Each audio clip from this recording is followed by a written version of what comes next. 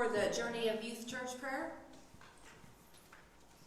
As Harmony members, invite you to envision a growing church.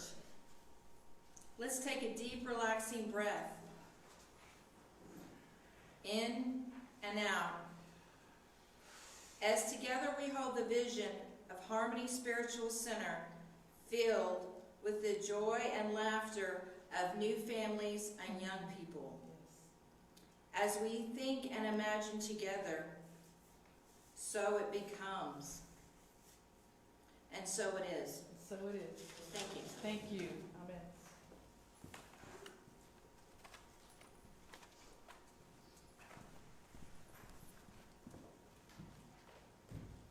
Good morning, beloveds. Good morning. And good morning, those of you who are joining us on Facebook or on our website, YouTube, wherever you are joining us. Thank you so much for being here. So, it is a holiday season. How many of you are enjoying it so far? Yes. It is, thank you. It is filled with opportunity and a time that we can be grateful. In our morning class, Sunday morning class, and we continue it on Tuesdays at noon for a lunch and learn. We have signed a contract with one another for 21 days of no bitching. All right? Over the holidays? That's 21 days over the holidays. Wow. Yes, exactly. And the reason for that is because there's so much to be grateful for. And yet we slide sometimes into looking at what is not wonderful and what is not beautiful in our lives, and there's so much to be grateful for. So we are focusing on gratitude this month. And we know that there are a lot of people out there that need some help, that would like some help from those like us, who know that we are connected and that we love one another. And so I was at my sister's house. I'm always at her house. You'd think I stopped going because she keeps ruining my memories, but that's okay. But I was telling her about, and I told you guys a couple of weeks ago, maybe it was last week, how much I love this city. And TCC has taken some, I registered for some classes coming in the spring, and someone was asking me today, did you go ahead and register? And I said, yeah. And they were telling me they go to TCC and that they ride the bus for free. I'm like, I'm sorry, what now? Yeah, hello. So, there's just always so much to be grateful for. And I took some classes last month, and one of them was a PowerPoint class. And I'm a person that asks a lot of questions. And I'll explain that in a little bit. But I was telling my sister that I was taking the class and how I'm always raising my hand and asking questions. And I said, the students in the class don't care for that much. And she said, oh, I understand. Pardon me? What do you mean? And so I am a questioner. And I'm not a questioner because I'm questioning you. I'm sure you know exactly what you're talking about. I don't. I don't understand. And so I just ask questions. I'm sorry, what was that word you used? I don't know all the words in the world. What was that reference? I don't know that reference. And so I asked a lot of questions. In fact, the teacher, the PowerPoint class called me the troublemaker. That's not the first time you did. It is not the first time. That is correct. It is not the first time. Because I do that. And the reason why I want to talk about that is because as I think about, and as we do, as we evolve, and we think about who we are, I'm reading a book right now that's called The Questions Are the Answer. The Questions Are the Answer. It is a fabulous book. And the person is a researcher. And he talked with people at Pixar and Imaginarium and all of these wonderful places that do a lot of creative work. And all of them, across the board, talked about being able to set an environment where questions are acceptable, not only acceptable, but wanted, desired. And so what that tells me is that I was, way back then, my whole life, I've been a person who's already seeing to the future, always doing something and asking questions, and I always thought that that was not a good thing. Because I was told, stop asking questions. When you ask questions, you confuse me. I had it straight in my head until you started asking questions. Well, to me, you didn't have it straight, because if I could ask a question and it confused you, you didn't have it straight. You just had it memorized. You have to, thank you. And so my point is that we get to re-question and rethink about who we are all the time. And so my point today, or my talk title, is Let Love In. And love is our highest synonym for God. Let God in. Most of us are here because we came from someplace else that didn't answer the questions we were asking. They weren't able to answer the questions we were asking in a way that resonated with us. And I'm saying that asking questions is a good thing. And to be asking yourself all the time who you are. Because the way that we related, certainly the way that I used to relate to a God out there, is not the way that I relate to God now, in here. And that came about because of me questioning, what is it that I want in my life?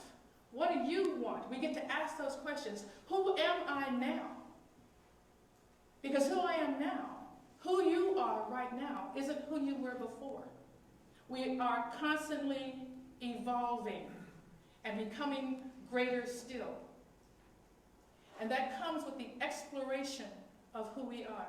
And the exploration comes with asking questions. Now, why do you think it is that we don't ask questions? It irritates people. It irritates people? What else? We're embarrassed. We're embarrassed that we don't know. Yes, Wendy? Well, intimidated. We're intimidated, and maybe we don't know something. Someone told me a story the other day, and I loved it.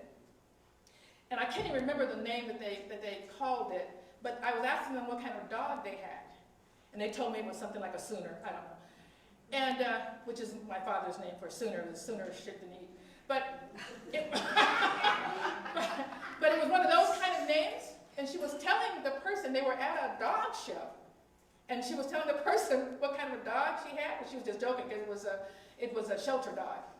And the person said, "Oh yeah, I've heard of that breed." Mile Mile-a-more, there, a mile-a-more, there it is, a mile-a-more, right. So that person said they knew because they didn't want to be embarrassed. They're supposed to be someone who knows dogs, and they had never heard of this dog, which of course was a made-up name. But they said they knew. So, because we're embarrassed. And another thing is because we're already in our comfort zone. We already know, right? We know a lot. We have to, at some point, say we know enough to move forward. If we're constantly asking questions, right, how do we move forward? My husband was an engineer when he started off his working life. He was an engineer. And one of their sayings was, at some point, you have to shoot the engineer and get the thing built. Because they're constantly saying, we can do this, we can do that, we can do the other thing. Yes, you could. But go ahead and get it done. But my thing is this. You know enough. I know enough to move forward, but I don't know everything. Right? I don't know all. So I know enough to get to this point. If I want to go to the next point, there's more questions to be asked. Right? There's more questions. So I want to get out of my comfort zone and ask more questions. Spirit speaks to us all the time. We were just talking about this morning in class, all day long. The way spirituality works, there's only one step to take. There aren't 10, 12, 13, 15 steps. We want to see a whole map of how, what the next step is for us to take. But that's not how it works, is it? Is it? No. We're only given, just take the step. If you take one, then Spirit will trust you with the next step. But if you won't even be obedient with the one step, why would he give you another one? Because you're not listening anyway. So Spirit is constantly talking. And we want to be in that place where we're listening and hearing what Spirit has to say. Because when Spirit is talking, that's when Spirit wants you to move. So many of you, and I want to say thank you for this, Spirit tells you something and you move on it. I get emails from people, from you guys all the time saying, hey, I just read this and I thought this might be interesting. I just went here and I think you might want to. And I am so grateful because I can't tell you how many times something hits my mailbox exactly at the time I'm asking that question. And I go and look at them. This is what I was looking for. This is what I want. My point is, if we are all connected, and we know that we are, and we are the hands, the mouths, the word of God, because we are divine ourselves, we are individualized expressions of God, the things that we're being told to do are not just for us. It's the next thing that someone else prayed for. It's the next thing that someone else needs. And so that when you're told, we talked about this last week, about the 5-second rule of Mel Robbins? Spirit will tell you something. You've got about 5 seconds to move on it, and then you talked yourself out of it. You've talked yourself out of it. There's magic in those 5 seconds that you hear what Spirit's telling you. I was in line at the post office on 8th Street by my house. And very excited because I was sending my 2 little grandsons some cash. You know, they like to open up and see cash fall out. So I was sending them some money for their Christmas present. I was very excited. It was very crowded, by the way. Lots of people sending off things. This is the time of the year that we get to do that. And just as an aside, we were talking last night about flights and how much gas is put into a plane is dependent upon the weight, right, of the passengers, and they know really very closely how much gas is supposed to go into the plane. During the holidays, during Thanksgiving, everyone's about 2 pounds heavier, right? Thanksgiving. And so they've got to adjust for that. For Christmas, on the way to where they're going, it's heavy. On the way out, it's lighter, right? Because they've dropped off the gifts. But haven't they gotten some in return? I'm sorry, I didn't catch that, but I'll catch that in a second. So this is what we get to do. We get to give gifts. And so the post office was full. There's a song that I want to sing for our concert, and I'm hoping that a couple of my minister friends will sing along with me for the 15th, and it's a really great song. So I'm trying to learn it. I'm in that line, just humming. If you guys have been around me, I just start singing. So I'm just singing in the line, and the woman next to me starts crying and reaches out and touches my arm and says, "You're an angel." There was something happening with her and her son. I didn't get it. We didn't go into details. I just held her hand and kept singing until I was called up. And she just kissed me and said thanks. This is what we get to do. This is what Terry says all the time. Pretty much every Sunday, she says, smile at somebody else. Act like you know we're connected. Because we know. That's what we get to do. That's what this season is all about. So I'm excited for where we are going, for what we are doing. This is a message of joy. This is a message of connection. This is a message of belonging.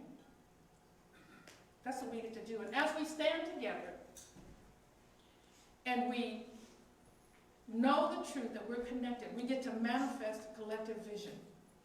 We get to manifest a collective vision. So we let God in by questioning, by asking. I asked Spirit all the time, and you all know that his name is George. For me, call him what you want. I call him George, and we have George is my ride or die. And I don't know if you know what that term means, but this is someone who, in the physical world, my sister is one of my ride or dies. This is why I'm always at her house, even though she gets on my nerves sometimes. I get on hers, it's fine. That's what family does.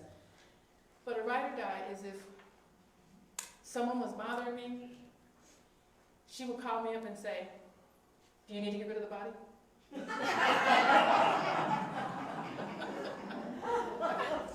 That would be the only question. God is my true ride or die. Whatever I need, George is there for me. So whatever I don't understand, I ask questions all the time. What is this about? What do you need from me? Sometimes it's just, I need you to just stand. Just be patient and wait. Next week is a talk title called The Tyranny of Time. The Tyranny of Time. Sometimes it's just about standing in faith, knowing that Spirit has already got it done. You're just waiting for it to manifest. So we stand together as a collective, Harmony Spiritual Center, and we look forward together to this vision that we would create. We stand together and we look out. And what we're going to do is, I know, looking at each of you, that you are God incarnate, that you are gifted. And I'm just looking to see what gift do you want to use as we move forward and stand together and create the vision that is Harmony Spiritual Center. What is it? And I will be here, we will all be here to support whatever it is you see for yourself and where you want to go. When we let God in, our vision for our own lives, our personal life is manifested, for our lives as a collective. God, this is a free will. You either have free will or you don't. You can't have both. And we have free will, meaning whatever is not or is in our lives, we call it in, and we let it go whenever we want. This is for us to do. If we want something more, we call God in and ask how to get it done. Just ask, what's my next step? Not my next 10 steps. What is my next step? And then do that, even if it doesn't make sense to you, because God is calling it in for you. Calling it in. So just have faith. Have faith and ask for the next step and take the next step. Action is required. Take the next step and let love in. My next and final thing is just that let life be easy. When you let love in, you let life be easy. And it's just like Dorothy, and there's a yellow brick road. There's a guide, and it tells you exactly what road you're supposed to be on. Get on it. And when you get off, just ask, I seem to be off the road. How do I get back on? There is a yellow brick road for you. And it comes with you letting Spirit in. Letting Spirit in. Let it be easy. Ask God for help. George, Rose, whatever that name is for you. And I called God George because it's personal to me. It's personal to me. It should be personal to you. God and you. If it's God and you, no one's against you. No one can be against you when it's God for you. Do you understand that? There's no competition. There's no one against you when God is for you. And God is for each and every one of us. For each and every one of us. So let life be easy. Let God love you. Let God reign over your life and fill you with love and peace. That is the joy of knowing God, being filled with love and peace. God is available. All we have to do is say yes. Say yes. That is it. Namaste.